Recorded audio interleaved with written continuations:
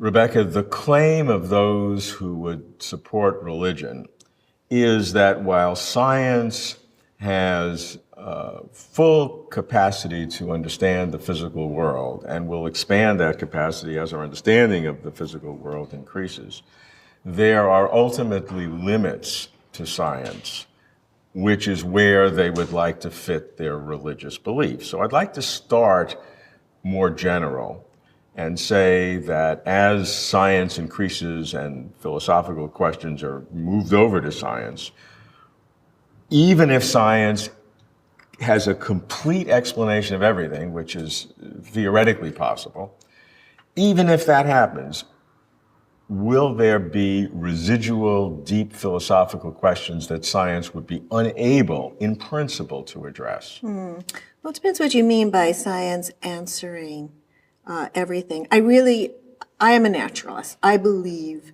that the only way to do ontology, the only way to make claims about what exists, is ultimately to depend on science. Now, when you say you're a naturalist, there are two ways you can interpret that. One is methodologically, the only way you can access truth is by a scientific method.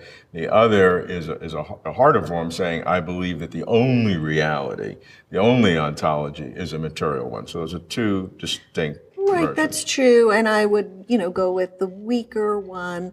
But methodologically. Sure any about the methodology. Anything that we could actually justify is going to come from. That is ontologically, any ontological statement about what exists, what kind of ontological categories are realized, are they strings, little subatomic strings, or are they, is space and time one thing? But those are physical categories. I mean, there are universals. I was going to go on further, or do numbers exist in some, or souls, or disembodied minds. You're still saying those are scientifically? No, I'm saying these are ontological categories, various things that people have believed in, or God, right? Various things that people have believed in that have different kinds of grounds for those who believe in it, different kinds of. I would say, basically the only justified categories are those that we can justify through science. How are you using the word justified? I mean, I would agree that justified in the sense of creating universal agreement, except fringe people or something, but universal agreement across cultures or across backgrounds is a scientific method. I don't think there's any doubt about that. Yeah. You can't get the whole world to agree or intelligent people in the world to agree except through science. But the question is, does that exhaust the totality of reality? I mean, science is not going to be able to classify, I don't think, using the scientific method, the real ontological deep reality of numbers, whether they are fictions or whether they're inventions of human sentences or whether there really is a Platonic place that these exist. Well, Can science never can do that? Of course not. Science is an empirical methodology. It's a technique that we've worked out, basically in the 16th, 17th century for getting reality to answer us back. That's what experimentation is. That's what falsifiability is. The important criterion of scientific theories, that you can falsify them. You can make predictions, and if they don't come out right, so reality gets to enter into the conversation, right? The history of metaphysics, as opposed, that branch of philosophy which tried to answer the ontological questions, the ultimate what categories exists. of reality. Yeah, God exists, and disembodied minds, and monads, Leibniz's monads. They didn't, they were argumentative. They were trying to a priori argue for, and I think that there's no empirical evidence, there's no repeatability experiments you can do to justify one position. Look, if my theory is right, here's a prediction I get out. And if it's, if we don't observe what my theory says you have to observe, my theory bites the dust. You don't have that. We don't have that. So when I say I'm a naturalist, I don't believe that metaphysics has produced anything that we can really trust the arguments, it always seem to me faulty. There's a difference. It may sound subtle, but to me it's not. And that says that whether you can trust it, justify the word you use in a universal sense, you're not going to get without science. I would agree with that. Yeah. But I would not agree that therefore the other, by ipso facto, by that same fact, doesn't exist. Don't know. I mean, don't know. Could. But if you don't have any good reasons, I can dream up, I'm a novelist. Yeah. I can dream up all sorts of scenarios, right? Okay. But I'm not, and I'll make them very, very vivid. And I'll get, if I'm a good novelist, I'll get you to believe in them. But there's no reason for you to believe in them. And, the great, what do they call it? The great spaghetti monster out there.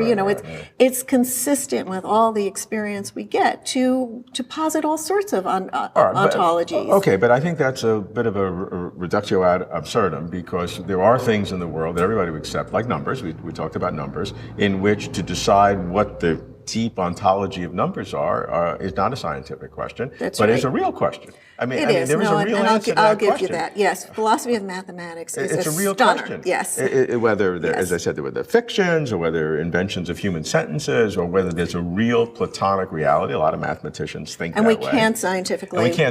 Right. Okay. Yeah. So if we agree that there is a category that's real and is legitimate, it's not a spaghetti monster. No, we don't agree that we know that there is this category.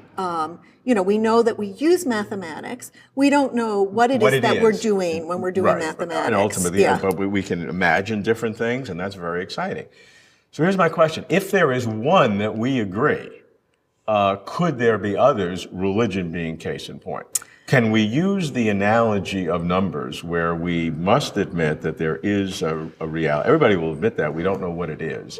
Can we use that to open the door to allow other things to enter? Yeah, and but I wouldn't even give you that. Yeah, I wouldn't even give you that mathematics, our use of mathematics and the utility of mathematics gives us some new reality. I mean, that's Platonism, and maybe Platonism I'm is saying true. I'm saying you cannot discern whether it does or not. I'm not saying it does. I'm saying you can never use the scientific method to discern which of those different interpretations, fundamental interpretation of mathematics is correct. And if that's true, and we know that's a real uncertainty that will last forever, can other things sneak in? So here's the thing. So mathematics does explanatory work. I mean, we can't do physics without mathematics, right? Does explanatory work. And so it's incumbent on us to ask, because it is such a part of our cognitive equipment, the way that we are able to get to reality, and so what is it? So you have to ask about things like God. Does it do any explanatory work? Do we need, can we have exactly the same knowledge without positing this category? And if we could just move this, no, I don't think that it does any explanatory work in terms of a description of our reality. We have science to do that. Does it do any explanatory work in the question of why there's something rather than anything? Why is there anything there at all? Yeah, it does. It could. That we do not yet know why the laws of physics exist at all. Why there's anything here for the laws of physics to describe. What science tries to do is discover the laws of physics and apply them and try to explain phenomena in accordance with them. But this other question, when you are moving into a metaphysical realm, is, but why are there any laws of physics? Or why is there anything at all for the laws of physics to describe? How are you supposed to use the laws of physics that we're discovering in order to explain why they are the only laws of physics that could possibly exist and why they had to be realized in something? There's hope that perhaps a scientific theory could do this.